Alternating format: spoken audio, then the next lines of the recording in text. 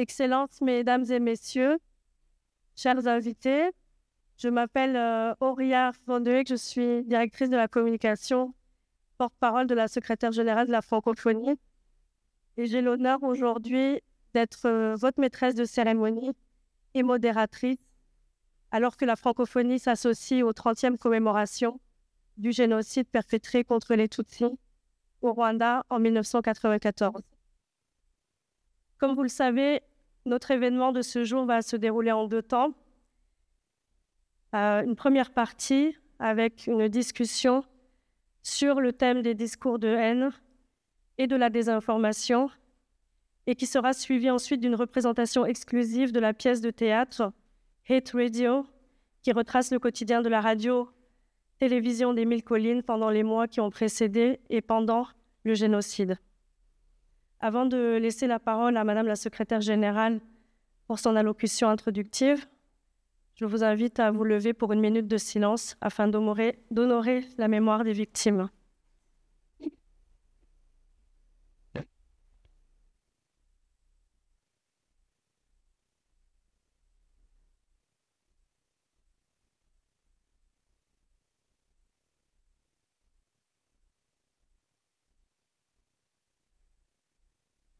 Je vous remercie.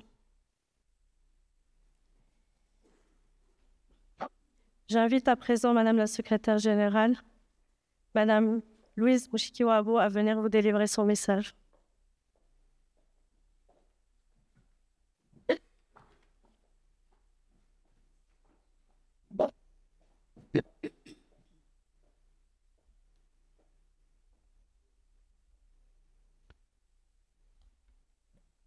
Mesdames et messieurs, chères familles francophones, il y a 30 ans, un génocide était perpétré au Rwanda, mon pays natal. Pendant 90 jours, d'avril à juillet 1994, plus d'1 million de Tutsis ont été exterminés dans les circonstances que nous connaissons. Le calcul est simple. 1 million en 3 mois, c'est en moyenne 11,111 personnes qui ont trouvé la mort chaque jour. Derrière ce chiffre qui semble un peu abstrait, il y avait des nouveau-nés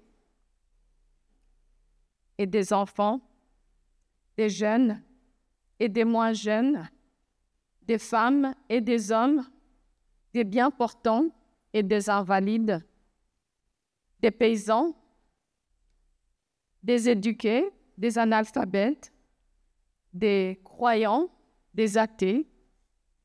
Il y avait des gens comme vous et moi, des citoyens qui ne demandaient qu'à vivre, mais auxquels ce droit fondamental et élémentaire a été retiré arbitrairement et violemment.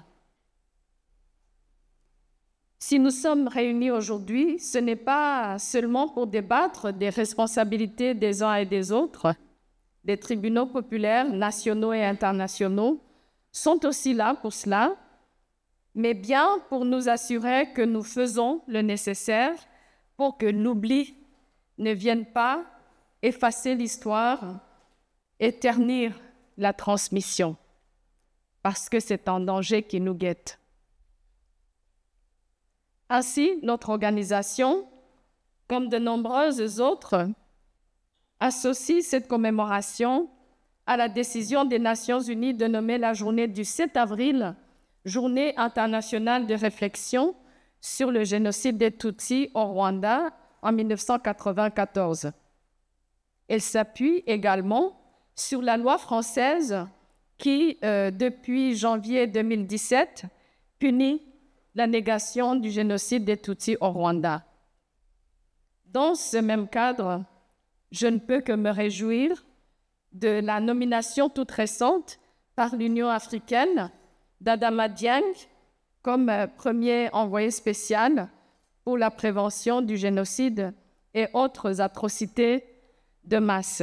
Adama Dieng, un Sénégalais de grande renommée qui a été pendant longtemps au tribunal pénal international pour le Rwanda, ensuite sous-secrétaire général des Nations Unies qui suivait la question du génocide, donc récemment nommé à l'occasion du 30e anniversaire pour le continent africain, premier envoyé spécial pour cette question qui est universelle. Ces décisions prises par des instances internationales institutionnalisent utilement le débat et la réflexion. Nous sommes alors amenés à dévoiler les mécanismes démoniaques par lesquels des citoyens, jusqu'alors tout à fait ordinaires, sont devenus des tueurs, des génocidaires, un nouveau mot dans le dictionnaire français. Il y a 30 ans de cela, et surtout, nous sommes amenés à faire le nécessaire pour que la reproduction du génocide ne soit plus possible et pour préserver les fondements de la société, son ordre et surtout, et c'est ce qui nous rassemble ici, préserver son humanité. Je suis moi-même investie d'une double, voire triple mission. D'abord, celle de ma fonction de secrétaire général de la francophonie, une organisation qui porte en elle, dans son ADN, des valeurs de paix, de stabilité, d'inclusion, de solidarité, de lutte contre les propos haineux et les idéologies extrémistes et génocidaires, une organisation qui mise depuis ses débuts sur le vivre ensemble. Je suis ensuite une femme rwandaise, blessée dans sa chair, dans sa famille et dans sa patrie. Je suis enfin une citoyenne du monde qui interroge les faits, s'inquiète de l'actualité et se dresse contre les désordres.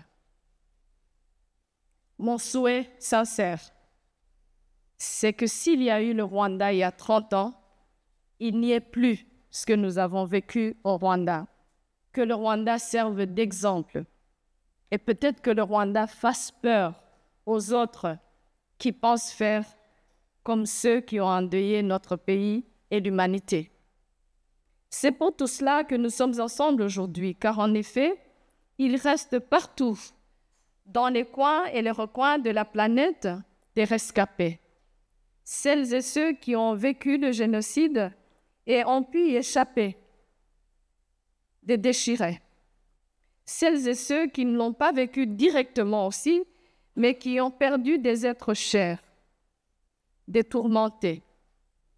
Celles et ceux qui sont minés par la culpabilité de n'avoir rien pu empêcher, et puis les autres, les spectateurs, celles et ceux qui ont assisté de loin à ce qui se passait là-bas, sur une terre étrangère, et qui ne nous regardaient pas. Cette commémoration de 30 ans se veut donc utile et constructive. Sa vocation est de dépasser l'amertume et la haine pour veiller, alerter et surtout agir. C'est une action individuelle et collective de réflexion, mais aussi de révélation de la nuisance, de la propagande mensongère et de ses effets pervers et surtout destructeurs. Le panel qui suit, dans un instant, réunit en une agora que je souhaite ouverte et libre, contribuera à déconstruire la chaîne insidieuse et sournoise de la désinformation, un sujet qui était présent dans le génocide contre les Tutsis du Rwanda, mais un sujet qui reste malheureusement d'actualité. La haine et la désinformation sont malheureusement des sujets d'actualité 30 ans après le Rwanda. Les débats attiseront, je l'espère, notre méfiance, voire notre défiance pour les propos extrémistes, racistes et divisionnistes. Plus que jamais, il nous faudra nous inquiéter des violents antagonismes qui continuent de scinder dangereusement certaines sociétés. Une réalité d'aujourd'hui. 30 ans plus tard, nous nous devons de laisser un héritage lucide, résolument tourné vers l'avenir, à la nouvelle génération qui reprend le flambeau, comme c'est le cas dans mon pays, le Rwanda, aujourd'hui, d'une nation en quête de réconciliation sur fond de justice et plus largement d'un monde à la recherche de solutions face aux crises identitaires qui le déchirent, un sujet d'actualité aujourd'hui.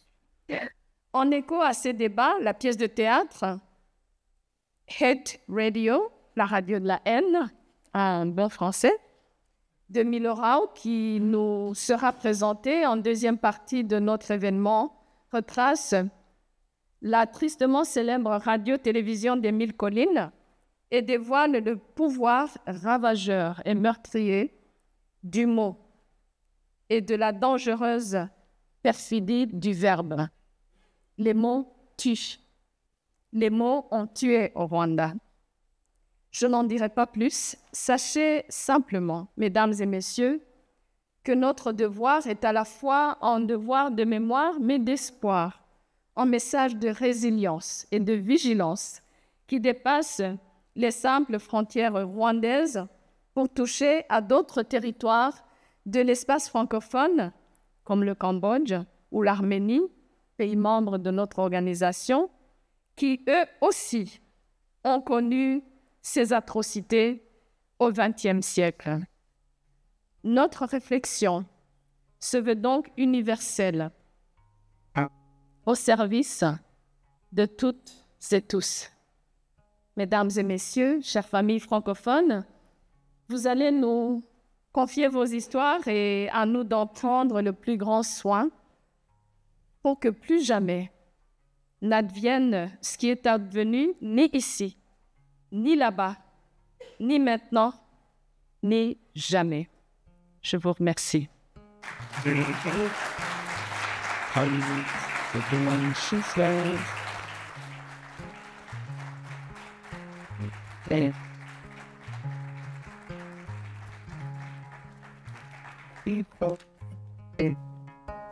Rwanda, 30 ans plus tard, comment lutter contre les discours de haine et la désinformation? Ces fléaux qui, comme le disait la secrétaire générale tout de suite, ont joué un rôle dévastateur dans les événements tragiques du passé. Ces fléaux continuent malheureusement de menacer la paix, la stabilité dans de nombreuses régions du monde aujourd'hui. La conversation d'aujourd'hui vise à mener une réflexion profonde et constructive afin de mieux comprendre ces phénomènes à travers le cas particulier du Rwanda qui nous réunit aujourd'hui, mais aussi et surtout pour explorer les moyens efficaces de les combattre. Pour discuter avec nous aujourd'hui, 4 personnes qui ont fait l'honneur de répondre à cette invitation. Tout d'abord, M. Boubacar Boris Diop. Vous êtes sénégalais, écrivain, professeur de littérature, mais également journaliste. Vous avez apporté une contribution significative à la transmission de l'histoire du génocide des Tutsis à travers votre œuvre Morambi ou le livre des ossements, publié suite à la résidence d'écriture réalisée en 1998 au Rwanda, Écrire par devoir de mémoire.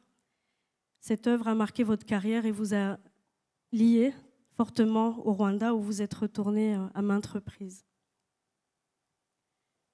Pierre Lepidi, vous êtes journaliste reporter au Monde depuis 1998, au service depuis une dizaine d'années, au service Afrique depuis une dizaine d'années, période à laquelle vous commencez à vous intéresser particulièrement au Rwanda, avec notamment plusieurs articles publiés lors de la 25e commémoration du génocide. On aura l'occasion d'en parler.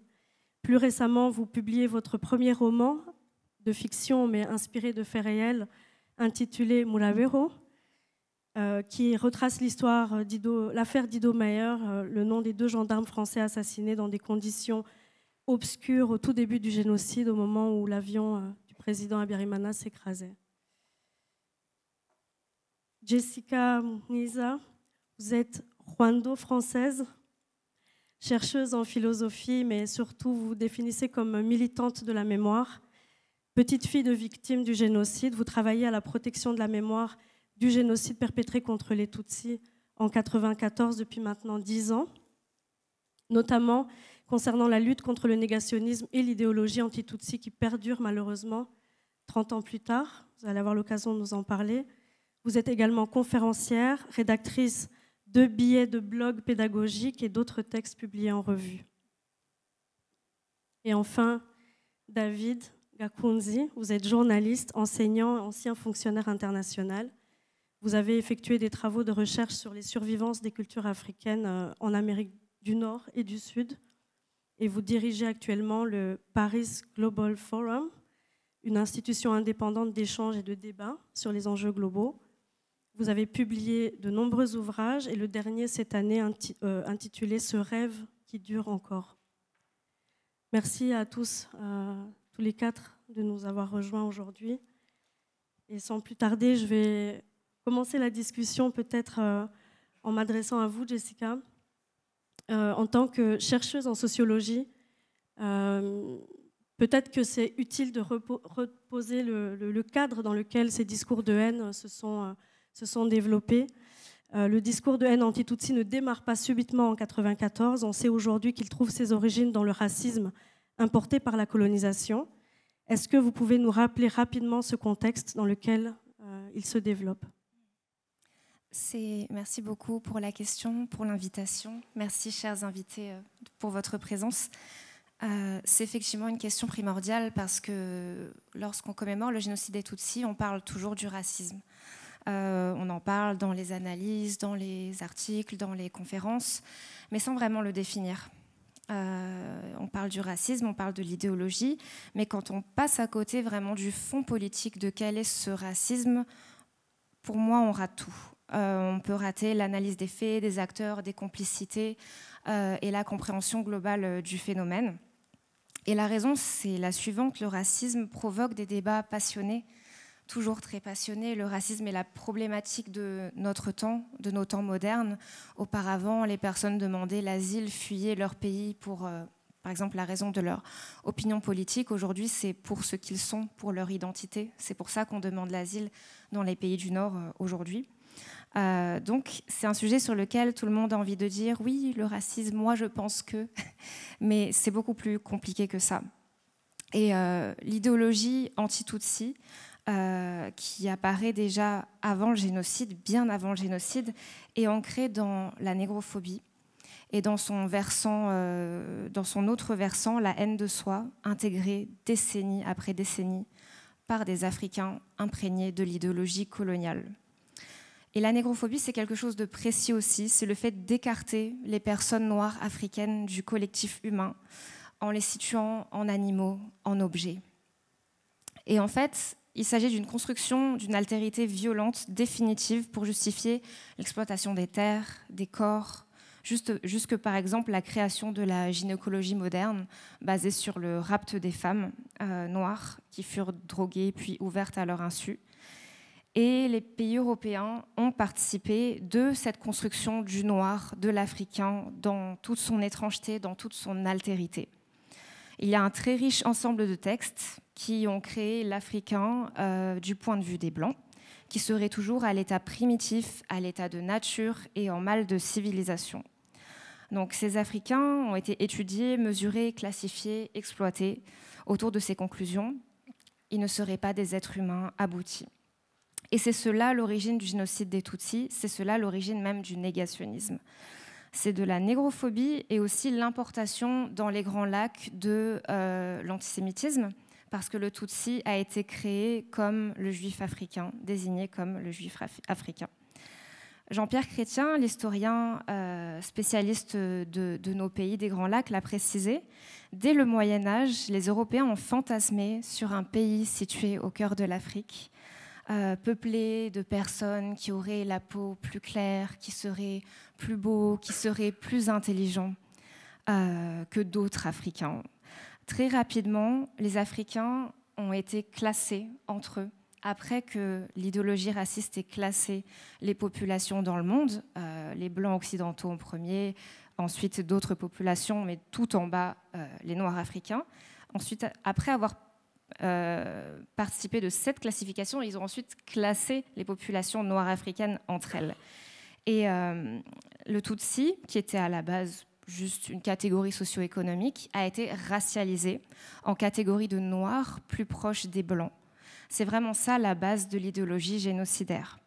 Le Hutu, qui était à la base plutôt le dépendant du Tutsi, et encore dans les cours royales, pas dans tout le Rwanda, parce que les Rwandais se sont toujours identifiés par leur clan.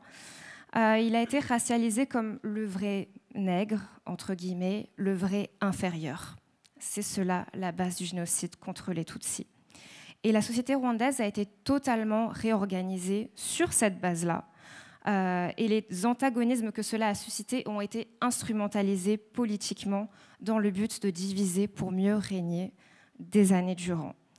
Et il y a eu, de la part des penseurs européens, des généralisations vraiment douteuses dont le sens est significatif encore aujourd'hui. Ils disaient de nos populations des Grands Lacs, en parlant des Tutsis, donc qu'ils avaient désigné d'autorités comme dirigeants, que ces gens, en parlant de nous, sont moins connus que les Noirs de la côte occidentale de l'Afrique parce que nous aurions été mutins et impatients de l'esclavage. Et ça, c'est quelque chose qu'il faut retenir parce qu'il y a un lien très clair entre cette image du Noir qui était censé avoir accepté l'esclavage et du Noir plus proche des Blancs, qui est censé être le Tutsi, qui aurait refusé l'esclavage. Et donc, jusqu'aujourd'hui encore, dans le traitement médiatique de notre histoire, il y a toujours cette distinction des Rwandais. Oui, les Rwandais, pourquoi ils réussissent autant? Oui, pourquoi leur pays est beau? Pourquoi leur pays fonctionne bien? C'est bizarre. C'est le même exotisme, c'est le même racisme que celui des colons qui, en mettant les pieds la première fois dans notre pays, décidaient que ces Noirs-là sont bizarres, ils n'ont pas accepté l'esclavage, peut-être qu'ils sont plus proches de nous, plus proches des Blancs. C'est, là, encore une fois, la racine de l'idéologie anti-Tutsi et de haine qui a mené au génocide. On y reviendra plus tard dans les autres questions, je pense. Merci Jessica. Donc on voit bien que ce racisme prend naissance pendant la colonisation. Et on sait à travers l'histoire du Rwanda que progressivement le pays évolue et que ce racisme fait partie intégrante du passage du pays à un État démocratique dans la compréhension universelle de ce qu'est la démocratie. Alors j'ai une question pour M. Diop en tant qu'écrivain africain du Sénégal, d'une région assez éloignée de l'Afrique centrale et de ces réalités que Jessica vient d'expliquer. Vous vous retrouvez littéralement plongé dans l'horreur du génocide lorsque vous écrivez votre roman en 1998. Alors, quel est votre premier sentiment en tant qu'homme africain lorsque vous découvrez que ce pays qui était pourtant connu à l'époque comme un modèle de démocratie, cette tragédie, quel est votre sentiment quand vous découvrez l'horreur de ce qui a pu se passer dans ce pays soi-disant démocratique? Merci. Est-ce que ça va?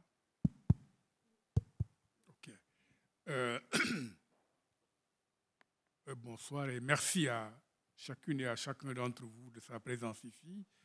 Merci pour l'invitation. En fait, je me souviens parfaitement de ce crépuscule où, je crois, écoutant la BBC, ou une quelconque radio, j'apprends qu'un avion a été abattu au Rwanda. Je devrais d'ailleurs dire dans un pays appelé Rwanda, tellement cela a été éloigné en quelque sorte. Un des paradoxes africains, c'est que, au fond, nous avons un sentiment réel d'appartenance, de solidarité. Nous sommes supposés, en quelque sorte, chaque fois qu'il se passe quelque chose dans un pays africain, être concernés. Mais en même temps, et c'est pourquoi je parle de paradoxe, l'Afrique est le continent des lieux lointains. À l'époque, le Rwanda, pour moi, c'était, et je le dis dans mon roman à un moment donné, c'était hors du monde. Je ne savais pas du tout ce qui s'y passait. Déjà, on a beaucoup de mal à savoir ce qui se passe dans les pays voisins du Sénégal. Et j'imagine que les Rwandais, évidemment, ne connaissaient rien du Sénégal. Donc j'apprends cela et des années plus tard, au fond, je me suis rendu compte que c'était resté planté dans ma mémoire parce que l'événement a fini par changer ma vie, quoi. Ma façon de penser, ma façon de voir le monde, ma façon de lire les événements sur le continent africain. Je me souviens très bien d'un ami qui avait travaillé, Mansour, qui avait travaillé au Burundi dans les années 90 et qui me vantait une expérience électorale qui avait eu lieu là-bas, qui s'était très bien déroulée. Bon, la suite n'a pas tardé à le démentir. Et voilà. Nous sommes ici aujourd'hui pour lutter contre les discours de haine et la désinformation. Or, ces deux choses-là, discours de haine, désinformation, mais ce qui les a le plus symbolisés, c'est la radio des Mille Collines. Et lorsqu'on s'intéresse à l'histoire du génocide des Tutsis, il arrive toujours un moment où on tombe sur une espèce de détail historique, quoi. Un point pas essentiel dans le récit, mais qui dit beaucoup. À un moment donné, semble-t-il, je ne sais, peut-être que je l'ai lu, c'est chez Chrétien ou chez Prunier, aux États-Unis, un haut fonctionnaire avait été outré par ce qui se disait sur cette radio des Mille Collines, quoi. Ces appels à la haine, au meurtre, etc. Et l'idée a fait son chemin que ce serait bien, en fait, de la bombarder. Voilà. Mais ce n'est pas aller loin parce que des avocats américains ont dit que ce serait une violation de la liberté d'expression.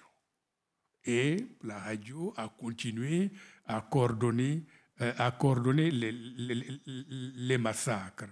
Donc, je crois que, et je dis souvent d'ailleurs que l'image emblématique, ça c'est mon truc personnel, quoi, du génocide des Tutsis, c'est le paysan qui tient sa machette à la main droite et qui a un transistor collé à l'oreille gauche pour écouter les instructions et aussi la musique. On verra tout à l'heure avec la pièce de la radio des Mille Collines. Alors, oui, c'est long. Bon. Oui, ok. Donc voilà. Donc je dirais que en fait, très souvent, on voit des Africains, des intellectuels ou pas, émettre des réserves sur une démocratie importée, quoi. Importée parce que ce n'est pas profondément enraciné dans les réalités, c'est importé et ça donne quoi? Ça donne quelque chose de formel, de factice, et d'une certaine manière, on peut dire qu'au fond, le Rwanda de 1994, lorsqu'il y a le discours de la Baule, Habyarimana se précipite à Kigali pour appliquer les instructions, j'utilise le mot à dessein, de Mitterrand. On pratique l'ouverture. Et à partir de ce système qu'on a ouvert, eh bien, on se met déjà à tuer. Le génocide, c'est 94 avril. Mais il y a toute une période, je ne parle même pas du massacre des Bagogwe, où, à Kigali, les opposants étaient éliminés au jour le jour et personne n'en parlait. Mais ça, c'était l'ouverture démocratique. Oui, oui. Vous avez parlé de quelque chose de très important et qui me fait passer à la question suivante, c'est la question de la liberté d'expression. qu'on oppose souvent, en fait, surtout dans les pays du Sud, on en parle beaucoup, mais on voit à quel point peut-être ça mérite de se pencher sur cette question. Alors, il y a un fait étonnant, et je vais m'adresser à vous, David Gakoundzi. En préparant cette conversation, j'ai découvert qu'il n'existait pas de définition universelle du discours de haine consacré par le droit international relatif aux droits humains. Ce concept, aujourd'hui, est encore largement contesté, notamment en ce qui concerne la liberté d'expression. Alors, le Rwanda, et on le sait, je pense que tout le monde l'a vu et entendu, dans son histoire post-génocide, a été souvent questionné sur cette question de la liberté d'expression, alors qu'on sait à quel point cette même liberté d'expression a fait des dégâts pendant le génocide et avant. Alors, David Gakoundzi, en tant qu'ancien journaliste, où commence et s'arrête cette liberté d'expression et comment la réguler finalement? Bonsoir et merci beaucoup pour l'invitation. Nous parlons du Rwanda et souvent les gens parlent du Rwanda sans vraiment savoir ce qu'est le Rwanda, sans savoir l'histoire du Rwanda, sans savoir comment ce pays a été au fond du gouffre, mais est arrivé aussi à se reconstruire. Aujourd'hui, il y a 30 ans, le Rwanda, c'était le symbole du désespoir. C'était toutes les raisons de désespérer de l'humanité. Et aujourd'hui, le Rwanda, c'est le symbole de l'espoir. C'est peut-être un des pays du monde où il se passe quelque chose d'intéressant. Alors, il ne peut pas y avoir d'espoir ou de désespoir sans parler de la parole. Comme on dit toujours, les mots comptent, la parole compte. Le discours, dans tous les processus génocidaires, il y a cette question-là du langage. Il ne peut pas y avoir de génocide sans langage génocidaire. Le génocide prend d'abord place dans le langage, dans les mots, dans les paroles, dans le discours de la haine, que généralement on définit comme étant un discours injurieux, agressif, adressé à des personnes ou à un groupe, en partant de ce que ces gens-là sont exactement. Mais dans le cas du génocide, le discours de haine est quand même assez particulier. Et on ne peut le saisir qu'en essayant de comprendre quelles sont ses fonctions et ses effets.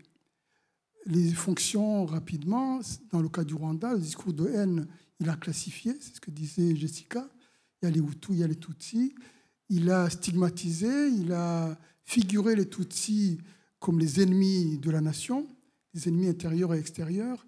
Dans d'autres cas du génocide aussi, c'est le même processus. Je pense au Cambodge, par exemple, où tous les citadins et tous les intellectuels et certains groupes ethniques étaient figurés comme des ennemis du peuple. Mais dans ce cas-là, les Tutsis sont figurés comme les ennemis de la nation, comme des étrangers et non pas des autochtones. Ensuite, le discours de haine, surtout dans les cas de génocide, prépare à passer à l'acte, prépare à accepter de tuer, parce qu'il déconstruit tous les interdits qui fondent une culture humaine. Et surtout, après, le discours de haine, dans ce cas-là, c'est la mauvaise foi, c'est le déni de ce qui s'est passé, c'est le négationnisme.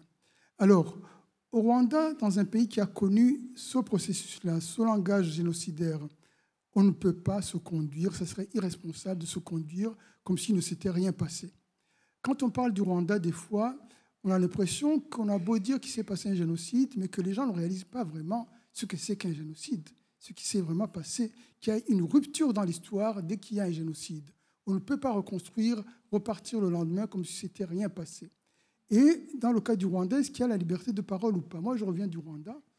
Au Rwanda, on peut tout dire, mais pas n'importe comment, pas n'importe où. Comme partout dans le monde, la parole doit être régulée. Ici, en France, on ne peut pas dire n'importe quoi, n'importe où, n'importe comment. Et surtout dans une société qui a été blessée par la parole, dans une société où une grande partie de la population a été tuée par les mots avant d'être tuée physiquement, on ne peut pas être irresponsable au point où de dire que tout le monde peut dire n'importe quoi, notamment sur l'histoire. Donc la question, le Rwanda, si le Rwanda s'est reconstruit, c'est que le Rwanda a d'abord reconstruit sa propre parole sur sa propre histoire et sa parole sur ce que ce pays-là voulait comme futur, comme avenir. Parce qu'un être humain ne peut pas se reconstruire s'il n'a pas une parole sur lui-même ou s'il n'a pas une parole sur ce que sont ses rêves et ce que cette personne-là veut réaliser. Donc, le Rwanda aujourd'hui, pour moi, est un exemple de démocratie. Parce que la démocratie, vous savez, c'est quoi? La démocratie, moi, je suis toujours celui qui dit qu'en Afrique précoloniale, on avait des systèmes démocratiques. Parce que la démocratie, c'est quoi d'abord? C'est éviter la violence. Deuxièmement, la démocratie, c'est un processus inclusif. La démocratie, c'est donner de la place à la parole pour tout le monde, trouver des mécanismes pour donner cela. La démocratie, c'est trouver des mécanismes de dialogue et de résolution des questions qui se posent à la société. Et la démocratie, c'est d'essayer de construire ensemble un chemin vers l'avenir. Et c'est d'inclure le maximum de gens. Prenons le cas des femmes. Aujourd'hui, les droits des femmes, le Rwanda est en pole position en termes de respect des droits des femmes. Le Parlement rwandais, c'est le Parlement où on a le plus de nombre de femmes dans le monde. C'est une catégorie qui est inclue dans ce processus-là. Et rappelez-vous, en France et en Europe, les femmes ont acquis le droit de vote en 1940. Donc même ces démocraties dites modèles, il y avait des populations qui n'étaient pas incluses dans ces processus-là. Et là, on a un cas concret où les femmes sont incluses dans ce processus-là. Et dernièrement, pour finir, parce qu'il ne faut pas que je sois long, comme le temps est limité, je dirais que ce qui s'est passé au Rwanda nous concerne tous. Le discours de haine, puisque c'est de cela dont on parle aujourd'hui, n'est pas terminé, ni au Rwanda, ni dans la région, ni ailleurs, ni dans le monde. Et que les mots, le discours de haine annoncent toujours quelque chose, annoncent toujours le pire, et qu'il nous appartient à tous de réagir à cela, parce que le discours de haine remet en cause le lien que nous avons entre nous, et s'attaque au langage. Or, le langage, c'est ce qui fait que nous pouvons nous relier les uns aux autres. Merci. Le discours de haine nous concerne tous, et quand on voit... on a parlé, et on verra la pièce tout à l'heure, sur la radio de la RTLM qui a distillé la haine sans filtre, sans se cacher, avec les haut-parleurs à fond, au vu et au su de tout le monde, sans que ça ne dérange qui que ce soit à l'époque, sans que ça n'alerte qui que ce soit. Pierre, je me tourne vers vous, et je sais qu'en 2019, vous avez écrit un article, un des 9 articles justement portés sur la RTLM. Et je me suis posé la question de savoir, en tant que journaliste français occidental, avec les valeurs et l'éthique que vous connaissez dans la presse, vous avez dû être horrifié par cette liberté qu'ont eu ces journalistes à l'époque de parler comme ça librement et de distiller la haine. Est-ce que, et c'est ma question, est-ce que vous pensez qu'aujourd'hui, cette malheureuse histoire, cet exemple terrible de la RTLM, c'est une leçon que le monde a retenu? Est-ce que vous pensez qu'à l'heure où on parle, il y a la possibilité que dans certaines régions du monde, certains médias fassent la même chose encore sans que le monde n'en soit conscient? Ou est-ce que vous pensez que depuis, on a retenu quand même la leçon et ça n'arrivera plus? Alors bonsoir. Bonsoir à tous. Merci pour votre accueil. Avant de répondre à votre question, je vais donc revenir sur cette série que j'avais pu faire en 2019, donc au moment des commémorations du 25e anniversaire du génocide des Tutsis. Et donc l'idée, c'était de revenir sur différents lieux marquants du génocide. Donc il y avait d'abord la résidence à Biarimana, dans laquelle on peut voir encore les débris de l'avion. Et puis je voulais montrer aussi l'abandon de la communauté internationale. Donc j'avais fait un reportage sur le Théo. J'avais voulu montrer aussi la responsabilité de l'Église en expliquant le massacre de Kibouye. Et puis, à chaque fois, donc, les articles étaient structurés de la même manière, c'est-à-dire que je décrivais le lieu aujourd'hui, ce qu'il était devenu, puis je racontais son histoire, et puis, à la fin de l'article, en chute, j'essayais de trouver un moyen de revenir à ce que le lieu était aujourd'hui. Et donc, effectivement, pour montrer le rôle et la responsabilité des médias, il m'était apparu absolument indispensable de montrer la RTLM et de raconter ce qu'était la RTLM. Donc, mon fixeur avec lequel je travaille habituellement, donc un fixeur, c'est quelqu'un qui aide un journaliste en déplacement pour faire ses reportages. il lui permet de rencontrer des gens et d'ouvrir des portes et aussi d'assurer les traductions. Et donc mon fixeur m'avait montré les locaux de la RTLM, donc ce qu'ils étaient devenus 25 ans plus tard. Et c'était assez surprenant puisque donc ils étaient au premier étage dans le centre-ville de Kigali. Et juste en dessous, il y avait un magasin de vêtements qui s'appelle Ma Colombe. Et donc j'étais rentré dans le magasin, j'avais discuté un petit peu avec les vendeurs et je leur avais dit, est-ce que vous connaissez l'histoire de ce lieu, de ce qui s'est passé ici? La plupart avaient une vingtaine d'années, me disaient non, pas du tout. Et puis quelqu'un d'un peu plus âgé, un vendeur un peu plus âgé est arrivé. Et lui, il connaissait l'histoire. Et donc il m'a dit, c'est incroyable parce que les anciens locaux sont actuellement disponibles. Depuis plusieurs mois, le propriétaire cherche à les louer. Et j'ai la clé, donc si vous voulez, je peux vous amener pour les voir. Donc on avait pris un petit escalier sur la droite du magasin. Et donc on était rentré dans ce qui était à ce moment-là, on va dire, le lieu où la haine était diffusée. Puisque s'il y a vraiment une chose sur laquelle tous les historiens et tous les journalistes qui ont travaillé sérieusement sur le sujet sont unanimes, et Madame la secrétaire générale l'a rappelé tout à l'heure, c'est que la RTLM a joué un rôle absolument déterminant dans les massacres. Donc sans empiéter sur la scène sur la pièce de théâtre que nous allons voir tout à l'heure, je voudrais vous expliquer en quelques mots qu'est-ce que c'était que la RTLM. Donc la RTLM, elle a été fondée à peu près 1 an avant le génocide. Donc c'était une radio qui coûtait assez cher à l'époque. Et donc dans le tour de table, on retrouve des membres de la CASU, donc qui étaient des extrémistes Hutus. Parmi eux, il y avait Ferdinand Naïmana qui a été condamné par le TPIR. Il y avait aussi Félicien Kabuga. Mais ce qu'il faut bien comprendre, c'est que ces messages de haine ne sont pas apparus dès la création de la radio. Ça a été progressif, ça a été lent. Le temps que ça imprègne les esprits, que les messages soient diffusés et entendus et compris. Et il y a une étape fondamentale, c'est la déshumanisation. C'est-à-dire qu'à un moment donné, on a commencé à considérer que les Tutsis étaient des Inyenzi, des cafards, et puis des serpents. Et petit à petit, comme ça, en déshumanisant, après, c'est devenu normal de les insulter. C'est devenu courant, récurrent.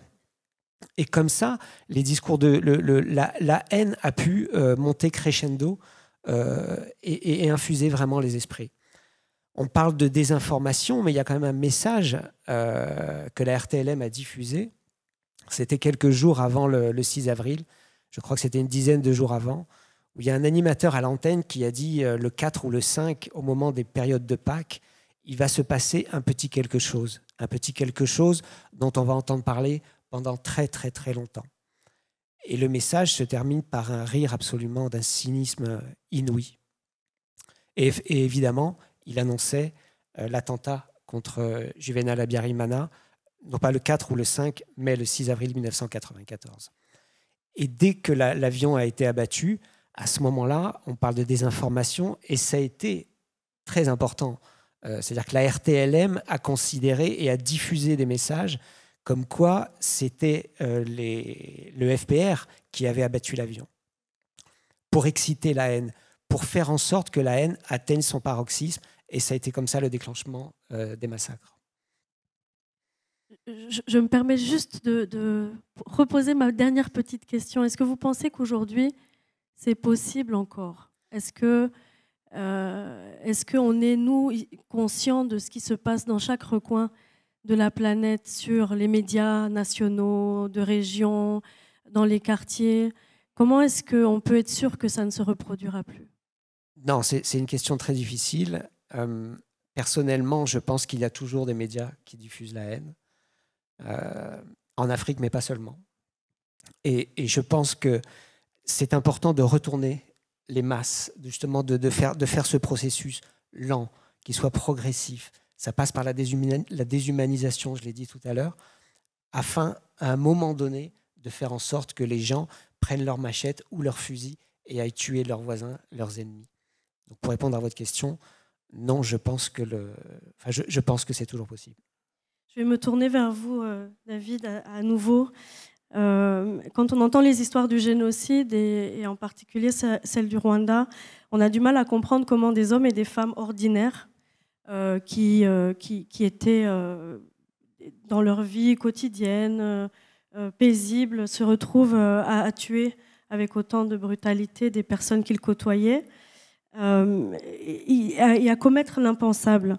Alors j'ai une question peut-être un peu plus philosophique et je change un peu l'ordre des questions, mais parce que ça va dans la continuité de ce qu'on disait.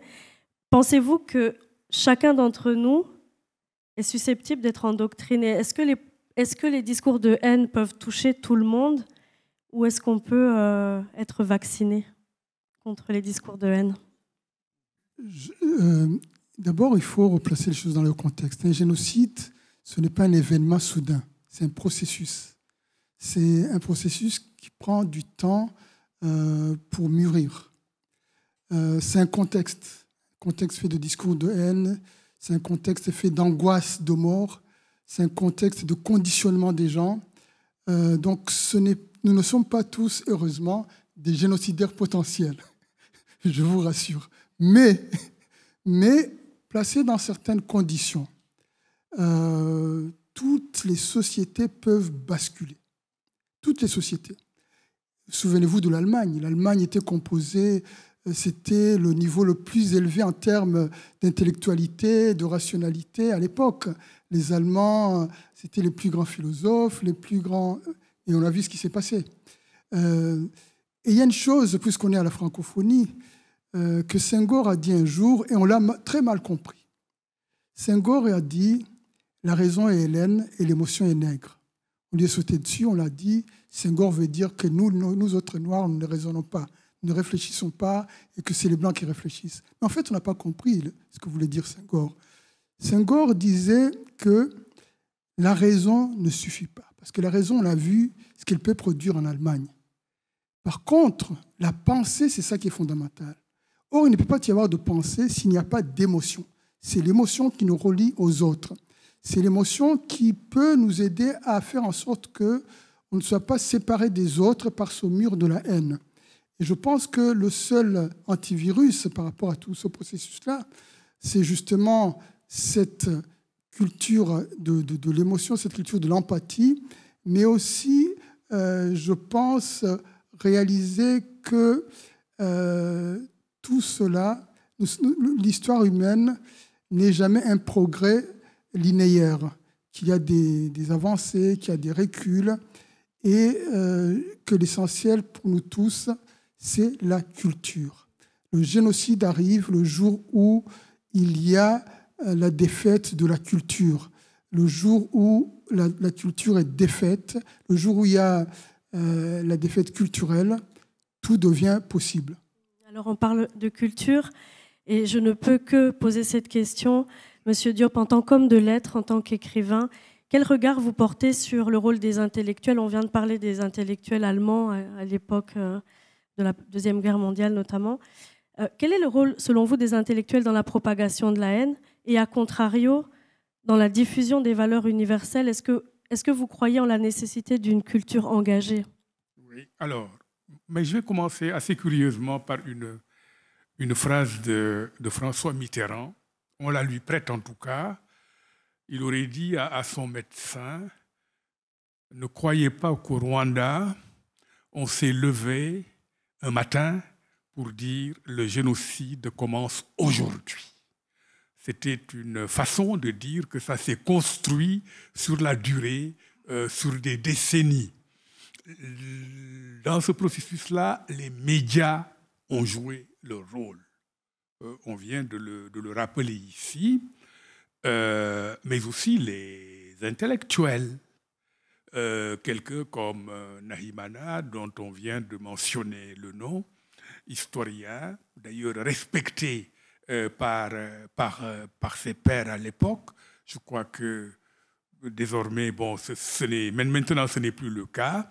Eh bien, les intellectuels ont essayé de réécrire l'histoire du Rwanda, de lui donner une autre signification.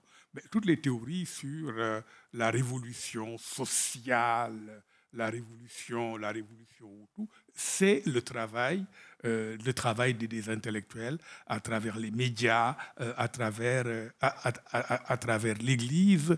Et c'est reflété par les romans écrits par les Rwandais eux-mêmes. Je ne parle plus de ce que nous avons fait, mais les Rwandais eux-mêmes ont écrit sur leur histoire. Et vous prenez Notre-Dame du Nil de Mukasonga, Scholastique Mukasonga, ça montre comment toute cette affaire-là, ça a été construite dans le système éducatif. Et donc, mais ce qui se passe vraiment avec un génocide aujourd'hui, parce qu'il faut aussi que nous retombions sur nos pieds, les discours de haine, on les entend. C'est modulé dans la région. Je ne vais pas mentionner de pays pour éviter des problèmes, mais on a le sentiment qu'il y a une espèce de fatalité de la commission d'un génocide. Quand il s'annonce, tout le monde le voit arriver, tout le monde voit les discours de haine, mais en fait, on a comme l'impression que tout le monde est tétanisé, que rien ne peut être fait pour l'empêcher.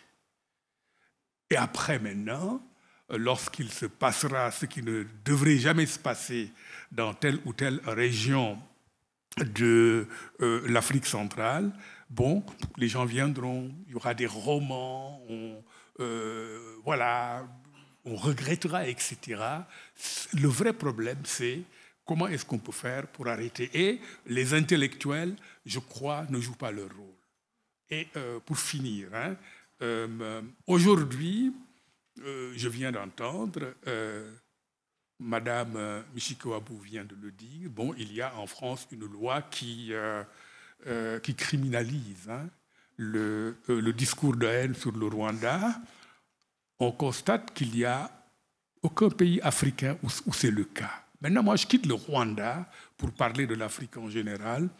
On constate aussi que quand on regarde la bibliographie sur le génocide des Tutsis au Rwanda, hormis évidemment les intellectuels de la région, du Congo, du Burundi, du Rwanda même, les autres intellectuels africains ne sont absolument pas intéressés. Donc leur fonction d'alerte, quelque part, lorsqu'on en vient au Rwanda, et pas seulement au Rwanda, est déficiente. Et bon, cette déficience-là permet finalement au crime de se commettre à un moment ou à un autre. Ce que vous dites est très juste et me fait penser qu'un génocide, on dit souvent, c'est avant, pendant, mais c'est aussi après. On parle, vous mentionnez la loi qui punit le négationnisme, et ça me fait penser à cette la désinformation qui est intimement liée au négationnisme et qui prend sa place maintenant dans un autre monde qui n'existait pas il y a 30 ans, le monde de l'Internet, les réseaux sociaux, avec ces nouveaux moyens de communication qui, peut-être, heureusement, n'existaient pas, peut-être. Alors, Jessica, vous êtes blogueuse, vous êtes très active sur les réseaux sociaux, justement pour dénoncer le négationnisme. Alors, ces moyens de communication sont utiles pour diffuser l'information, mais sont aussi très dangereux. Alors, quel est, selon vous, le rôle de la nouvelle génération qui est plus à l'aise avec ces outils? Quel est son rôle pour faire pour réguler ces outils? Alors, effectivement, le négationnisme, bon, c'est un mot un petit peu barbare, hein, mais ça fait partie de l'idéologie du génocide complètement. Le négationnisme a été pensé en même temps que le génocide. C'est très important de le savoir. Il prend plusieurs formes. Bon, il y a de moins en moins de personnes aujourd'hui qui disent que le génocide des Tutsis n'a pas existé. C'est pour ça que souvent, quand on parle du négationnisme, les gens questionnent, ils disent « Ah bon, il y a du négationnisme, du génocide des Tutsis, vraiment ?» Mais ce n'est pas stricto sensus dire « ça n'a pas existé ». C'est minimiser, dire « non, il n'y a pas eu tant de morts que ça, finalement, c'était que 100, 200 000 ». Ou alors, c'est retourner la responsabilité. Dire, oui, bon, il y a eu un génocide des Tutsis, mais les Tutsis l'ont cherché. Ou alors la fameuse théorie du double génocide. Dire oui, il y a eu le génocide des Tutsis, c'est vrai, mais ensuite, lorsque le génocide a été stoppé, ils se sont vengés. Toutes ces théories-là, qui existent dans des livres, dans des discours politiques depuis le génocide, existent aussi sur les réseaux sociaux, malheureusement, par les mêmes vecteurs, par les génocidaires eux-mêmes, par leurs familles. Par exemple, le 6 avril, il y a encore le fils Abiyarimana qui a tweeté des choses sur son père complètement fausses, complètement folles. Mais c'est normal, ce n'est pas modéré, ce n'est pas supprimé. Les familles des génocidaires, les génocidaires, tous les 6 avril, tous les 7 avril, tweetent, écrivent sur Facebook la fausse version de l'histoire. Et il y a aussi ce dont je parlais au début, cette négrophobie, ce racisme, qui fait que quelque part, tout le monde se permet de dire tout et n'importe quoi sur l'histoire du Rwanda et sur le génocide des Tutsis. Je sais qu'il y a ici des membres d'Ibuka France. On a dû riposter il y a quelques années, je pense, à propos d'une émission de France Culture qui disait « Oui, il y a eu le génocide parce qu'en fait, il y avait un problème de répartition d'eau. » Ces choses-là. Quand j'étais moi-même en première année à l'université, qu'est-ce que j'ai entendu? Ah oui, il y a eu le génocide parce que c'est un problème de frontières mal tracées. Bref, toutes ces choses-là se retrouvent sur les réseaux sociaux aussi, avec la particularité suivante. Aujourd'hui, par exemple sur TikTok, tout le monde peut prendre son téléphone et dire « Ah non, moi je connais l'histoire du génocide au Rwanda ». D'ailleurs, ils disent jamais génocide contre les Tutsis, c'est génocide au Rwanda, génocide rwandais, génocide où des Tutsis ont été tués, mais aussi des Hutus et des Twa. Alors ça, c'est vraiment l'appellation la plus incroyable. Le génocide, on le définit par ses victimes, c'est le génocide des Tutsis. Donc il y a ce problème-là aussi sur TikTok, avec une génération de personnes engagées qui se pensent historiennes de toutes les histoires et qui racontent du grand n'importe quoi. Encore une fois, parce que quand il s'agit d'un petit pays en Afrique, c'est jamais très important d'être précis. Donc notre rôle, parce qu'on a beaucoup à contrer, on doit contrer, comme je le disais, les génocidaires, leurs familles, les complices, les anciens complices, spécifiquement dans les pays qui ont soutenu la création de l'idéologie anti-Tutsi, la Belgique, les pays qui ont soutenu les génocidaires financièrement, notamment en France, mais aussi au Congo-RDC.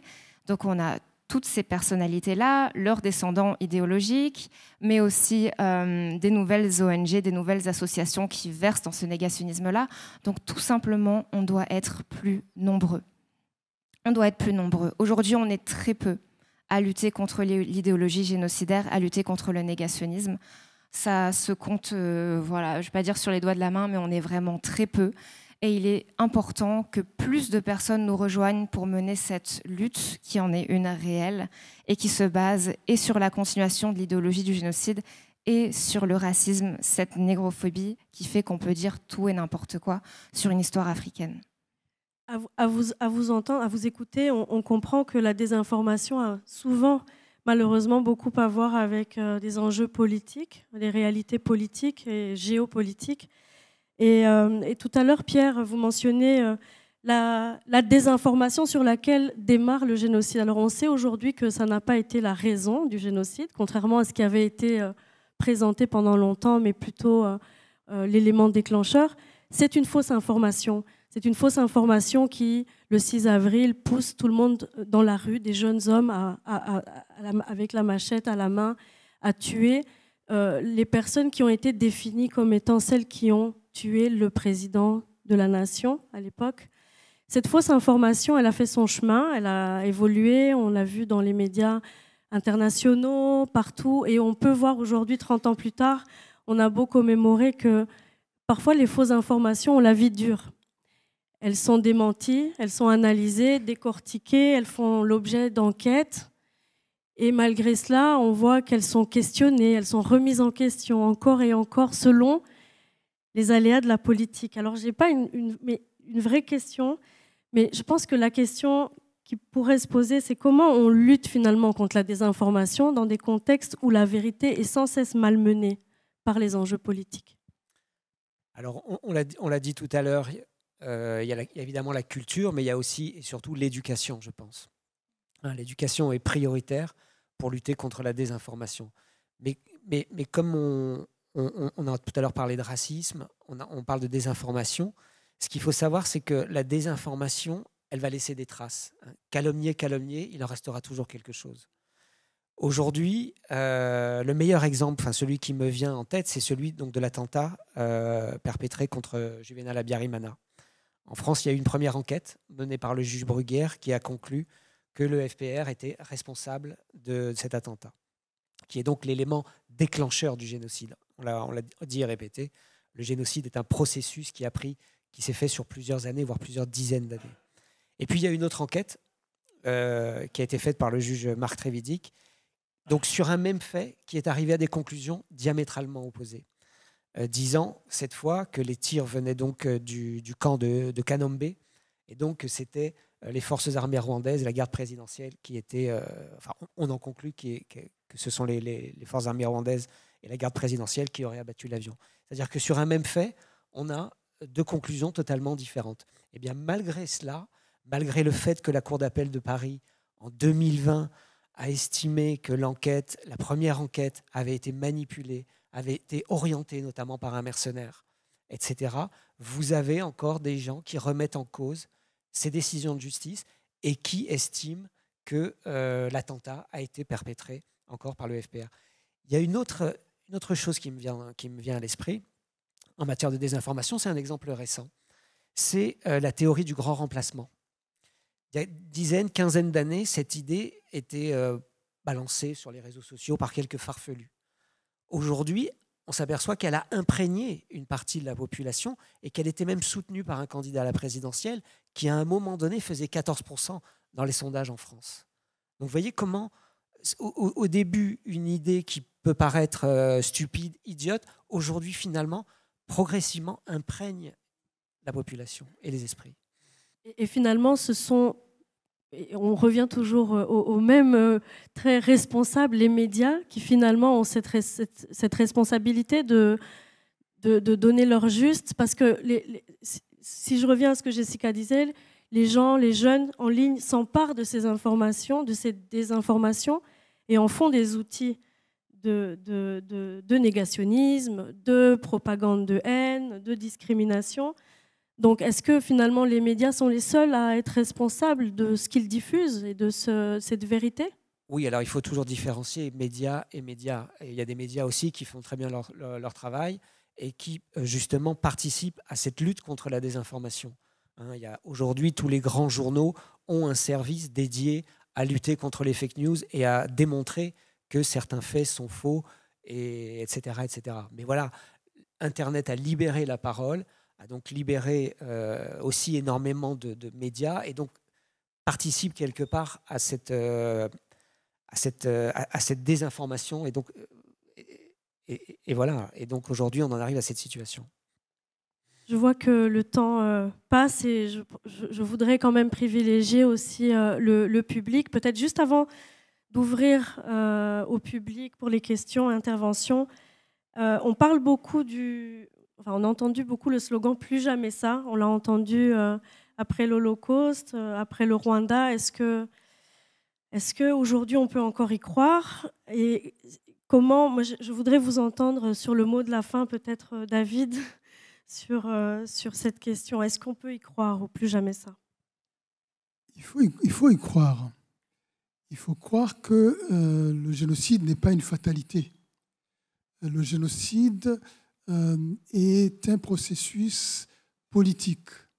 Donc on peut l'empêcher. Mais pour pouvoir l'empêcher, il faut être toujours en alerte, toujours être vigilant. Dès qu'il y a un discours de haine, il faut se dire qu'il y a une situation qu'il faut suivre de près. Et en plus, comme on le disait, l'épidie, l'éducation, l'alphabétisation numérique notamment aujourd'hui, parce que tout le monde s'informe sur Internet et la plupart des gens sont des analphabètes en termes des réseaux sociaux. Mais surtout, je crois qu'il faut que les États fassent leur boulot, c'est-à-dire le discours de haine est puni par tous les États. Donc, aux États de faire leur boulot. Ensuite, aux intellectuels, aux hommes, aux écrivains, de créer un contre-discours par rapport au discours de haine, d'affirmer les valeurs contre lesquelles le discours de haine est dirigé, c'est-à-dire les valeurs du vivre ensemble, et bien sûr les médias. Nous avons besoin de médias responsables, nous avons besoin de médias qui suivent une certaine éthique, et évidemment, nous tous, en tant que citoyens, la première des choses dont les victimes du discours de haine ont besoin, c'est de sentir qu'on est à côté d'eux. Et ça, tout le monde peut le faire. Parce que la solitude, c'est la pire des choses qui arrivent souvent aux victimes du discours de haine. Parce que le discours de haine vise aussi cela, à isoler les victimes. Et pour finir sur la question de l'attentat, dans tous les génocides, on essaie toujours de culpabiliser les victimes, de dire que c'est de leur propre faute s'ils ont vécu ce qu'elles ont vécu. Et l'attentat, le discours autour de l'attentat, ça rentre dans ce cadre-là. C'était de dire c'est de leur faute. Si les Tutsis ont été exterminés, c'est de leur faute. C'est la colère populaire, mais c'est quand même une colère populaire qui dure depuis 1959. On peut passer Monsieur Diop, peut-être le mot de la fin. Un petit. Non, c'est-à-dire qu'on dit toujours plus jamais ça. Moi, je suis moins optimiste que mon ami David. Non, je pense qu'un génocide peut intervenir mais toujours quelque part. Voilà, sur cette terre des hommes. C'est-à-dire que je doute maintenant que ça puisse intervenir de nouveau au Rwanda, pour toutes sortes de raisons. Parce que ça a déjà eu lieu. Le monde entier traîne encore la culpabilité de n'avoir rien dit, rien fait. Au fond, le monde garde l'œil sur le Rwanda. Et je pense que les génocidaires ont été tellement vaincus, se retrouvent dans une telle infamie que j'imagine mal des hommes politiques au Rwanda dire « Oh, on va recommencer ». Je ne le pense pas.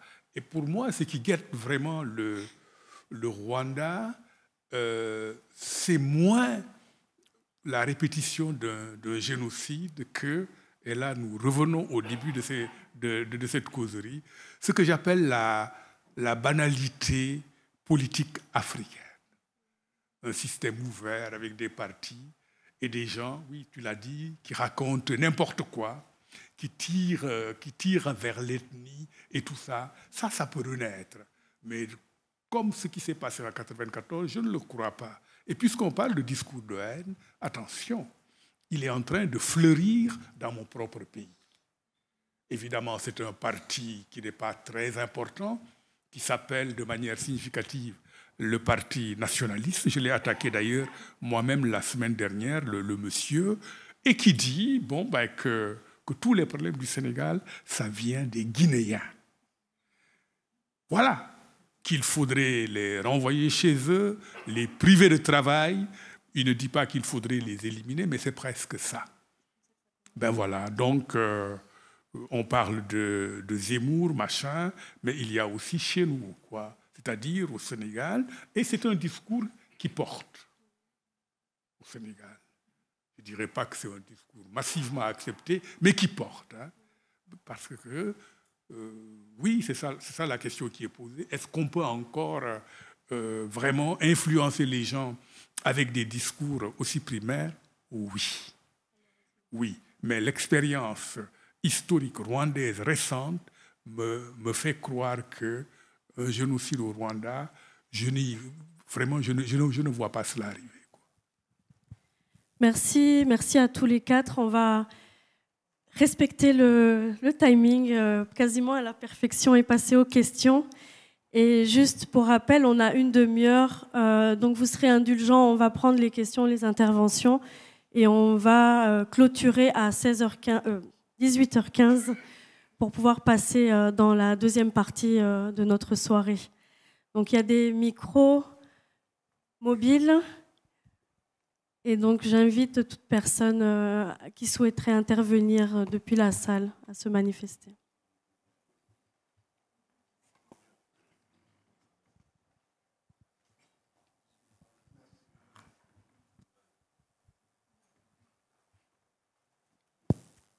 Bonjour.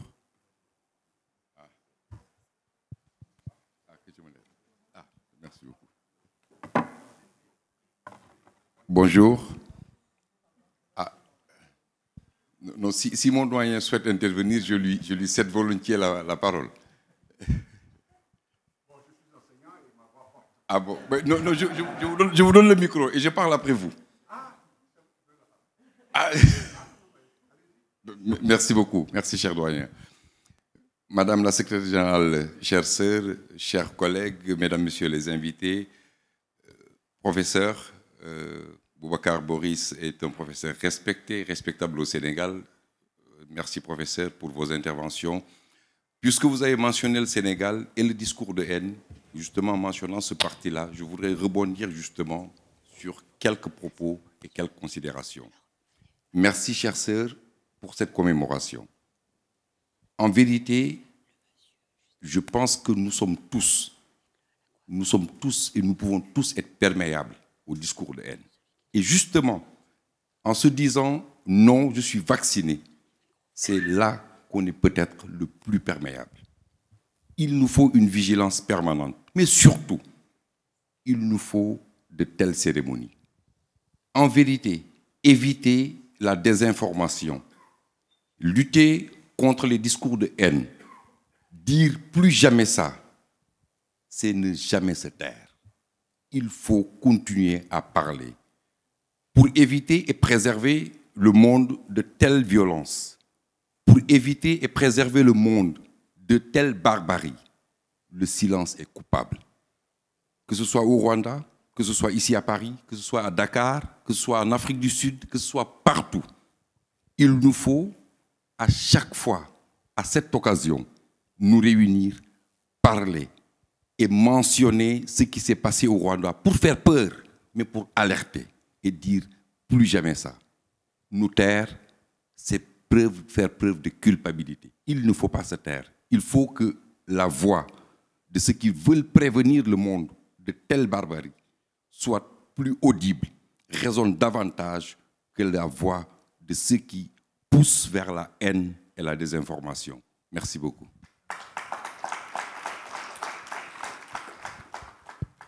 Merci. Maintenant, j'ai le micro. Madame la secrétaire générale, je vais vous remercier. Je suis Maurice Bandama, ambassadeur de Côte d'Ivoire. Merci, Boris. Je vous retrouve quelques années plus tard. Merci. C'est la fonction qui a changé.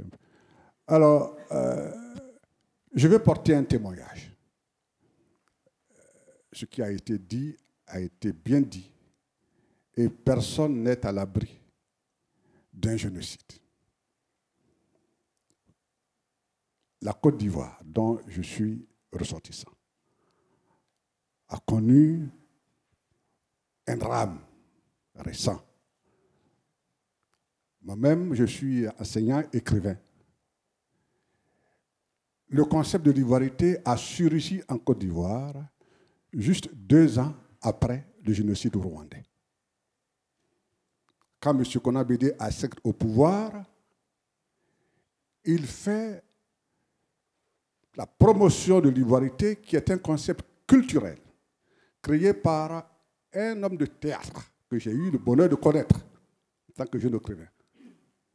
Pour ne pas être long, il a inventé l'ivoirité comme un concept de brassage, pour dire que l'ivoirité, c'est le métissage.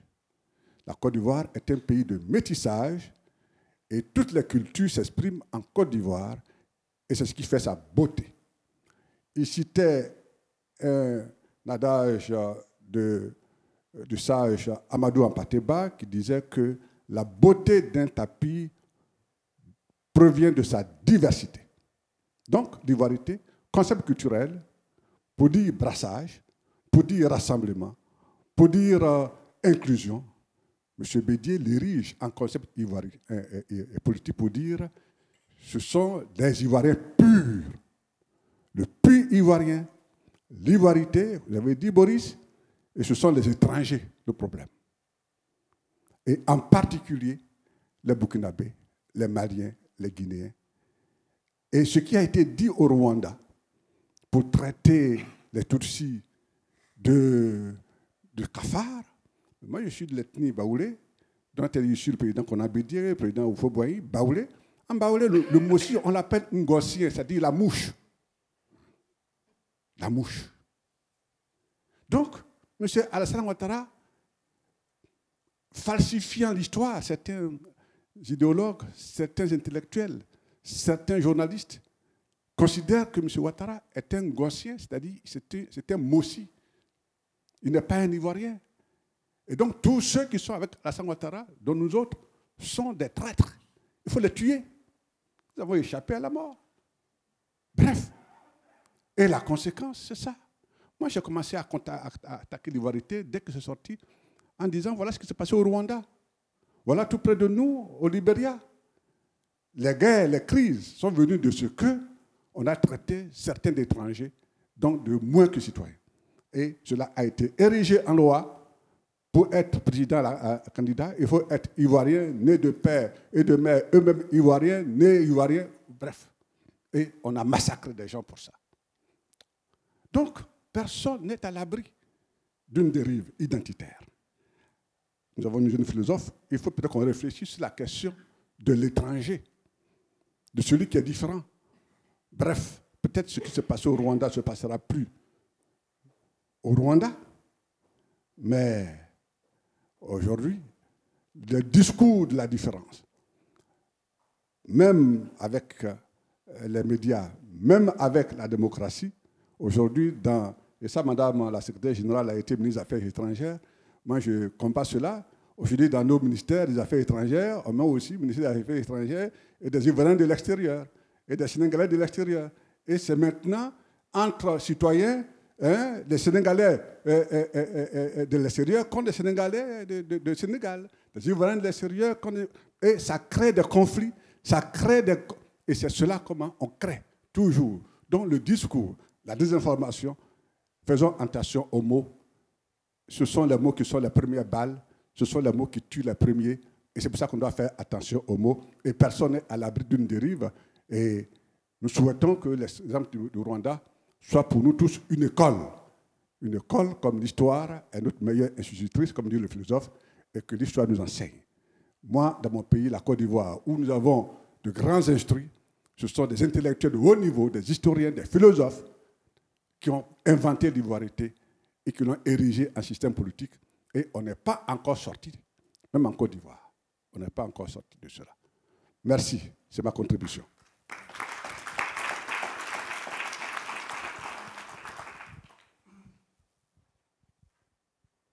Je ne sais pas si quelqu'un veut réagir ou une autre question.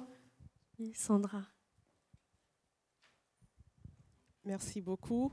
Alors, je suis Sandra Idossou, je suis béninoise et j'ai vécu avec beaucoup de plaisir pendant 10 ans au Rwanda. Et je suis très, très contente d'être ici et de participer à ces moments. Et moi, en vous écoutant et surtout en écoutant Jessica, qui est de la nouvelle génération, je pense un peu à la citation de Zongo qui disait la pire des choses, c'est pas autant la méchanceté des gens mauvais, mais c'est beaucoup plus le silence des gens bons. Et je pense qu'aujourd'hui, c'est important, si nous ne voulons plus vivre ce qui s'est passé au Rwanda, que les gens bons ne commencent pas à parler. Parce que tant que les gens bons ne parleront pas, et aujourd'hui, nous avons la chance, c'est vrai, avec les réseaux sociaux, on a les travers, mais on peut quand même utiliser les réseaux sociaux. Et moi, mon message par rapport aux Africains, pour que plus jamais une chose pareille ne se reproduise en Afrique, surtout, c'est de nous amener, en tout cas d'amener les gens bons qui sont ici, tous ceux qui sont sur les réseaux sociaux, à parler, à dire les choses. Aujourd'hui, bon, je travaille voilà, j'essaye de parler un peu de tout ce qui se fait de bien en Afrique, et je me rends compte que quand on est africain et qu'on parle des choses bien, on est presque taxé, on te demande, mais pourquoi c'est toi qui le dis? Comme si on devrait être payé pour dire les bonnes choses qui se passent dans nos pays. Et donc moi, le message que j'ai apporté aux Africains, surtout les gens bons, c'est de commencer par utiliser leur téléphone, les réseaux sociaux et à dire les bonnes choses qui se passent. Ce n'est qu'en parlant que petit à petit, nous allons réussir à pousser loin toutes ces idéologies. Et donc, si vous êtes quelqu'un de bon, parlez sur vos réseaux sociaux. Merci. Jessica, je vous laisse réagir. En fait, je pensais à quelque chose parce qu'on parle beaucoup de la parole et du plus jamais ça. Moi, je suis un tout petit peu encore plus pessimiste que vous, cher Boubacar Diop. Mais je pense que plus jamais ça, c'est vraiment une posture moraliste. Et que la parole, c'est bien, mais qu'il faut aussi qu'elle s'accompagne des actes. Tous les ans, on entend de très nombreux responsables politiques de tout pays quand même parler pour la mémoire, dire des choses très belles, très justes. Mais alors pourquoi il y a encore autant de fugitifs génocidaires partout dans le monde? Pourquoi? La plupart en Afrique, mais énormément en Europe. Et pourquoi également on laisse vraiment se développer des associations de génocidaires, de familles de génocidaires, propager du négationnisme dans ces mêmes pays? Pourquoi? Donc quand on vient délivrer une parole, la plupart du temps pour les rescapés, de solidarité, aussi pour les familles de victimes du génocide contre les Tutsis, il faut aussi que cette parole s'accompagne d'actes. Sinon, c'est une posture moraliste. Madame la secrétaire générale, on vous amène un micro. Merci beaucoup. Je vais spéculer un peu en réponse à Jessica et pour tout le monde. Il ne faut pas oublier qu'un génocide, c'est un crime d'État. C'est un crime politique. C'est bien loin de la moralité, de l'humanité. Essayez de vous imaginer une personne qui est visée par toute une propagande pendant des décennies, qui normalement cherche protection chez l'autorité politique, étatique, et c'est la même autorité étatique qui vient vous chercher pour vous tuer. Ça, c'est une chose. Donc, les génocidaires qui traînent encore un peu partout dans le monde, ce n'est pas par manque d'humanité ou même par hypocrisie, c'est que c'est de la politique. L'aspect justice et humanité dans la politique internationale devient très politique. Je me réjouis d'une chose, puisque je vis et je travaille en France depuis 5 ans. Vous serez d'accord avec moi que depuis que les relations entre le Rwanda et la France, les relations politiques se sont améliorées, il y a beaucoup moins d'espace pour les génocidaires. Donc il faut voir ça dans un contexte, dans un paysage hautement politique, où on se protège entre amis, entre copains. Vous savez qu'on a, par exemple, quelques hommes d'église. On s'éloigne un peu des politiciens, mais on a quelques hommes d'église qui ont fui le Rwanda, sur qui des actes ignobles pèsent et qui sont, notamment en France et dans d'autres pays, parce qu'ils sont protégés par l'Église, qui n'est pas une petite institution, par des hommes, j'espère pas beaucoup de femmes, puissants. Et c'est comme ça que ça se passe. Et c'est donc, il faut toujours lire l'action ou le manque d'action dans une volonté politique, parfois dans une complicité qui n'a rien à voir avec le fait qu'on ne croit pas que cette personne, il y a des preuves ou qu'elle est recherchée. Et nous avons vu aussi que les pays, si je parle des pays du Nord par rapport aux pays du Sud, les pays du Nord où il y a eu la fuite de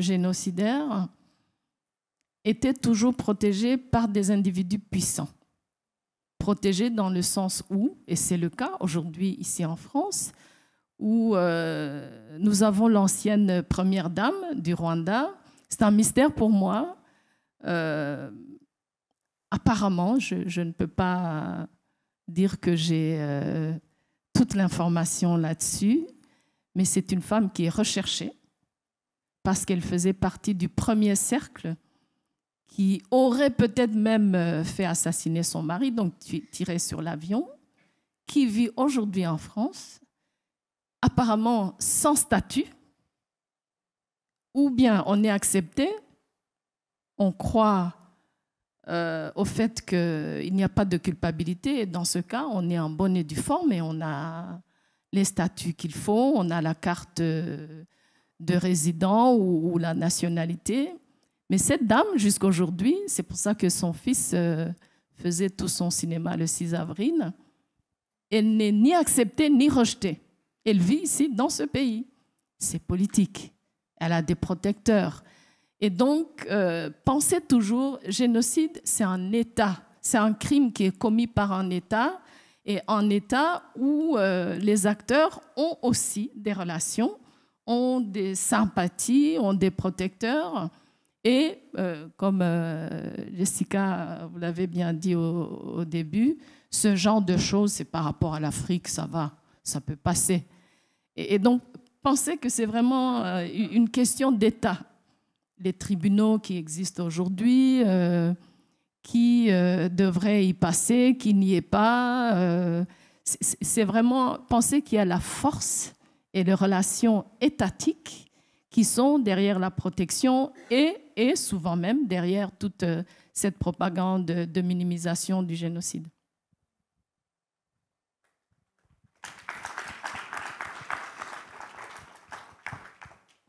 Je ne vois pas d'autres mains levées. Ah, si. Merci de me donner la parole. Richard Gisagara, je suis avocat en France et au Rwanda. J'aimerais poser une question à tout le panel, bien évidemment, mais en particulier au professeur Diop. Ma question concerne l'indifférence ou de la... Je ne sais pas si le mot indifférence, c'est le mot, ou c'est peut-être le silence de nos voisins africains, pour ne pas dire nos frères africains, par rapport au génocide commis contre les Tutsis au Rwanda. Je pense que vous êtes parmi les rares universitaires à avoir écrit, fait des recherches sur le génocide et publié. Et il y a aussi Mediba qui est aussi dans la salle, je l'ai vu. Donc vous êtes parmi les rares africains à vous être intéressés sur le génocide commis contre les Tutsis. Comment expliquez-vous cette indifférence ou ce silence de nos voisins africains? Merci.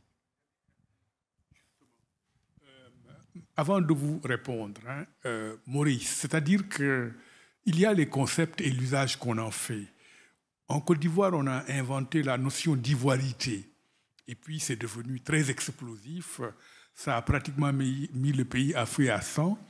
Mais ce qu'on ne sait pas, c'est que Senghor avait inventé un concept équivalent, avec la même résonance. Senghor parlait tout le temps, certains ici doivent s'en souvenir, de sénégalité. Et c'était avec cette signification que tu viens de donner, de brassage culturel, quoi. Et ça n'a jamais posé de problème dans notre pays. Voilà, maintenant, la question que Richard vient de poser, juste ce que je voulais ajouter à ce que Jessica a dit, elle a parlé du racisme, etc.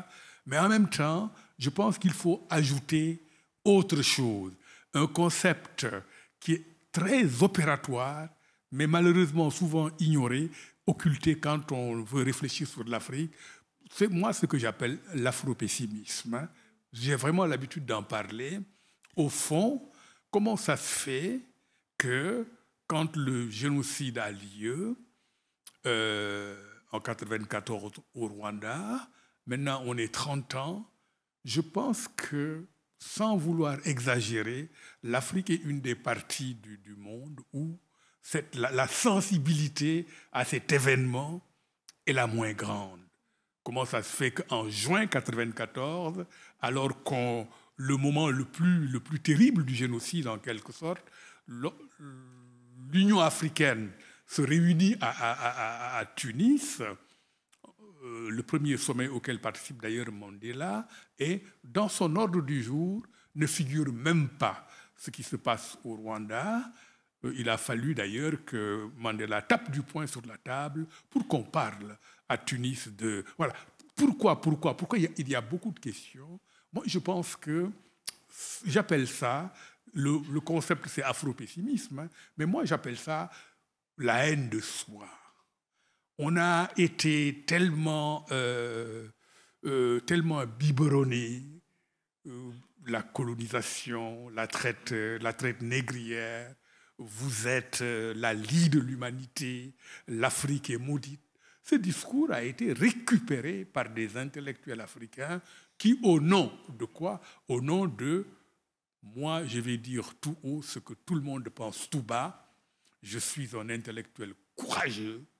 Si nous avons été vaincus dans l'histoire, c'est parce que nous sommes la lie de l'humanité.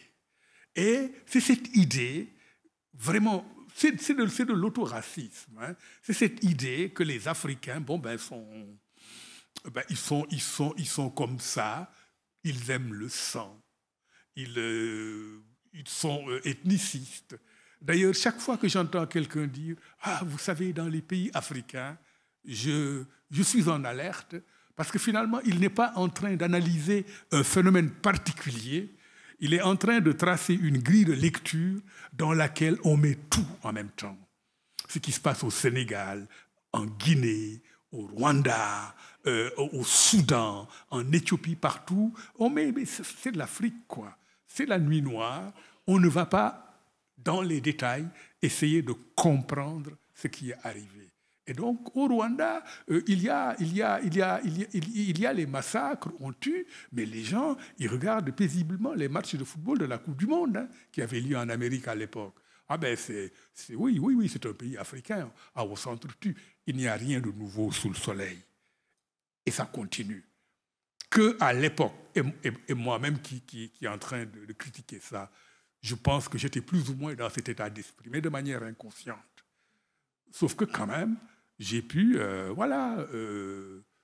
rectifier le tir, pour ainsi dire, mais que 30 ans après, pratiquement, mais l'immense majorité, je sais de quoi je parle, des intellectuels africains, qu'ils soient de gauche de partout, hein, qu'ils soient panafricanistes. C'est pourquoi sur les réseaux sociaux, vous voyez des gens qui se disent panafricanistes, mais qui le sont très sincèrement, par ailleurs, mais qui, écoute, dénigrent le Rwanda, disent que le génocide des Tutsis, ça c'est pas, sont dans le négationnisme. Voilà, ce sont vraiment les troubles mentaux des intellectuels africains qui amènent à ça. Ben donc, il faut continuer à parler, à discuter, quoi. Oui, oui.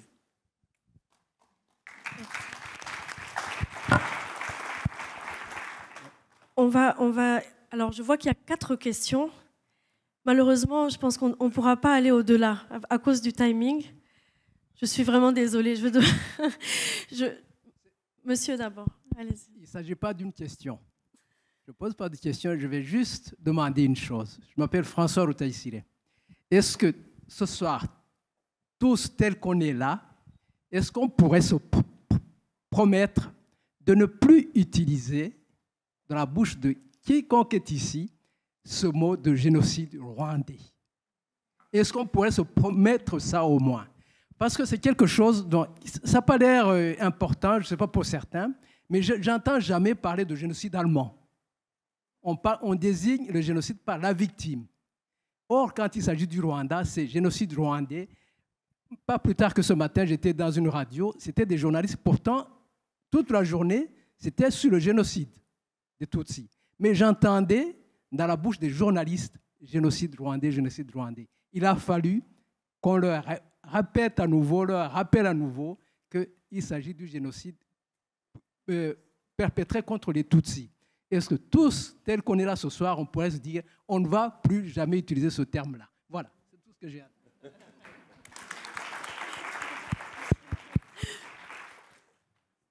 Excusez-moi, donnez-moi, juste je donne l'ordre de parole, comme ça, parce que je vois qu'on se lève en même temps. Donc monsieur, ensuite vous, et puis on clôturera par le président d'Ibuka à la fin. Merci, je m'appelle Vicky Mourabukirwa, je suis opérateur économique au Rwanda. C'était juste pour appuyer ce que le pessimisme m'est bien placé du professeur Boubacar. Je suis tout à fait d'accord que ça peut encore arriver.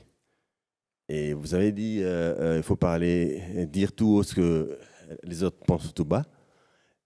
Aujourd'hui, encore, dans les pays du Grand Lac, existe aujourd'hui ce genre de situation qu'on a connue il y a 30 ans. À l'est du Congo, aujourd'hui, il y a encore des gens qui sont tués à cause de leur faciès. Je demanderais qu'on n'attende pas autant d'années pour écrire ou se lever, mais il faut le faire maintenant. Parce qu'aujourd'hui, en ce moment-ci, il y a des gens qui sont en train d'être massacrés. Donc il faudrait, merci Jessica, il faudrait s'associer avec les autres de cette génération qui est très importante pour nous, pour essayer vraiment d'appuyer et de faire du bruit, de parler, de ne pas se taire. Merci, c'est ma petite contribution.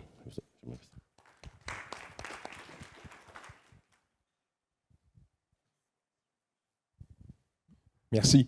Je suis Josué Dahomey, je suis ambassadeur d'Haïti en France. Je ne vais pas poser de questions, je vais juste signaler qu'il y a deux façons de commémorer un génocide perpétré contre les Tutsis du Rwanda. Il y a la manière de garder vivante la mémoire, comme ce que disait l'ambassadeur du Sénégal.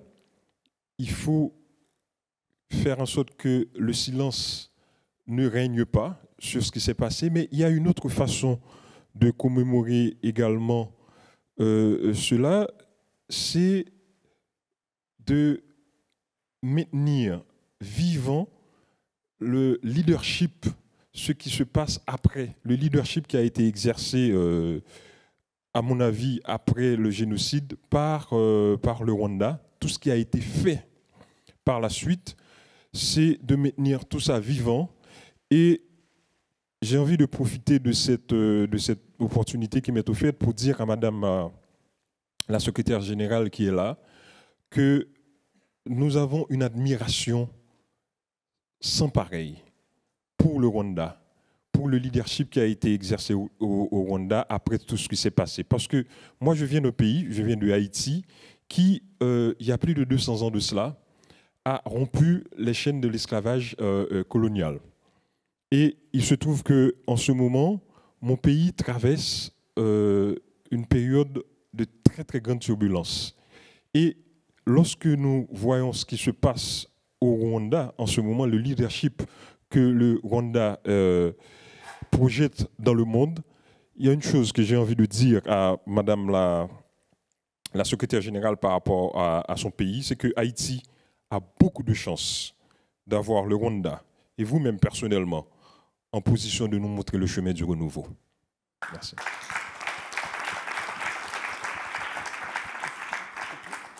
Monsieur le Président d'Ibuka.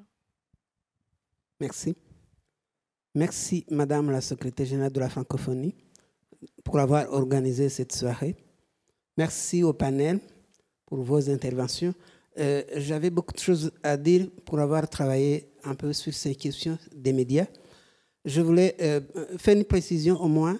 La RTLM n'a pas été la première au Rwanda. La RTLM qui commence à émettre en juillet 1993, en fait, elle vient à la suite d'un média d'un journal qui lui travaille depuis 1990. Le journal Kangoura. Il faut vraiment, c'est très important parce que c'est le discours de Kangoura est mis en onde depuis 1993 jusqu'à la fin du génocide. Mais il y a un discours de la haine qui est diffusé depuis 1990. Deuxième chose que je voudrais aussi ajouter, la haine, c'est du racisme, certes, mais quel racisme? Il ne faudrait pas qu'on confonde les choses. Ce qui se passe là-bas au Rwanda et dans la région interlacus, c'est quand même la haine anti-Tutsi. Le Tutsi qui est opposé, qui est censé être d'origine hamitique et qui est opposé au peuple bantou. C'est quand même ça au Rwanda et c'est ça aussi qu'on entend dans la région, dans l'est du Congo. Je ne vais pas parler de l'ordre des intellectuels avec ce qu'ils ont fait, notamment le fameux livre « La vérité sur la guerre d'octobre ». Ce sont des universitaires du Rwanda. Alors, je voudrais aussi ajouter que la liberté, oui, le tribunal pénal international a mis un terme à ça. Parce que les responsables des médias, de la RTRM et de Kangura ont été jugés et condamnés par le tribunal pénal international. Donc, il y a une règle, il y a une limite. Et il a été précisé, elle a été mise. Maintenant, ce que je voudrais demander, c'est que l'Europe vit sur le procès de Nuremberg. Que savent les Africains du tribunal pénal international? Qu'est-ce que cela? En quoi est-ce qu'il va nous inspirer? En quoi est-ce qu'il va faire le socle de notre droit, de notre système juridique, de nos protections des sociétés, de la sécurité humaine? Je vous remercie.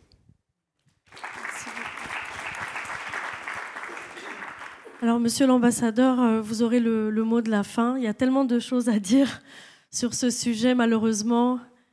Mais voilà, vous avez le mot de la fin, monsieur l'ambassadeur. Merci beaucoup, Auria. Je veux revenir sur un point et peut-être rebondir sur ce que Madame la secrétaire générale a dit par rapport à la volonté politique, que j'aimerais lier à la volonté, que j'aimerais lier à la justice et ramener ce problème d'indépendance de la justice. Et là, je vais poser la question à tous les panélistes présents ici, parce que Jessica est revenue sur un point. C'est bien de parler de plus jamais, never again, mais quelles sont les actions qu'on fait? Et quelles sont les actions que les journalistes vous pouvez faire? Et là, l'EPIDI avait écrit sur ça. Je ferai référence à quoi? 30 ans déjà. Combien de personnes ont été jugées en France? Si je me trompe, 7. 7 personnes. Si on continue à ce rythme, toutes ces personnes vont mourir de façon naturelle sans qu'elles soient jugées. Qu'est-ce qu'on fait, même s'il y a cette indépendance de la justice, qu'est-ce qu'on peut faire? Pierre Lépédy m'avait partagé une fois un article qui était apparu dans Le Monde où on avait vu, après les attentats de novembre 2013, pratiquement 3 ans après, on a pu juger tous les terroristes. Là, volonté politique qu'il y a eu, la justice a fait son travail. Qu'est-ce qu'on fait? Et Madame la secrétaire générale a fait référence à Agatha Habyarimana. Qu'est-ce qu'on fait? Ou qu'est-ce que la justice fait? Et je reviens encore, peut-être vous avez tous vu dans la presse, le 4 avril, quelques jours avant notre commémoration, toute la presse française parlait de manque de volonté de certains États européens et africains. Est-ce qu'on peut demander qu'il y ait une volonté au niveau de la justice pour que justice il y a 30 ans après? Merci beaucoup. Merci beaucoup. Ainsi s'achève ce débat passionnant. Voilà, je vous remercie à tous pour votre attention et une bonne soirée.